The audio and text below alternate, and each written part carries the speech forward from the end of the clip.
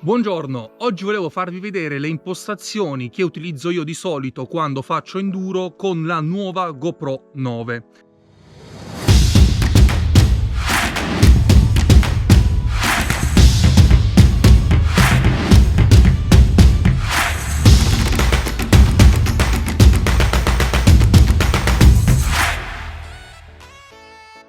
Volevo farvi vedere anche il supporto che utilizzo per i miei video, che è questo qui, supporto della Dango Design. È un supporto che si mette sulla mentoniera del casco, in questo modo.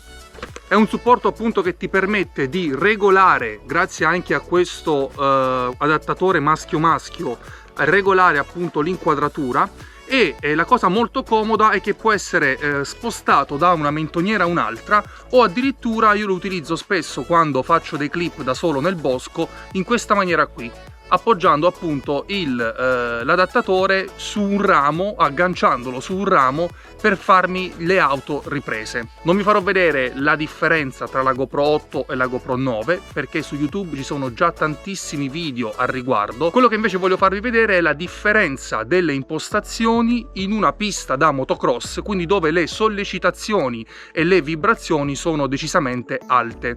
Quindi sfrutteremo l'Hyperboost 3.0 della GoPro 9 e vi farò vedere che grazie anche a questo supporto le inquadrature sono davvero fenomenali. Un altro plus che ha il Dango Design, che tra l'altro trovate sul sito di Sterrare Umano nello shop, vi lascio comunque il link qui in descrizione, è quello di creare dei vlog senza microfono. Cosa significa? Alzando un po' la voce e non andando troppo forte in moto, riuscirete, avendo appunto la GoPro qui sul mento, a far recepire la vostra voce alla GoPro e quindi a registrare senza tutti quegli accrocchi che di solito noi che facciamo vlog dovevamo attaccare nel casco. È ovvio che è una soluzione poco professionale, ma diciamo che va bene se dovete fare qualche piccolo pezzo di audio durante un percorso in moto. Comunque andiamo in pista.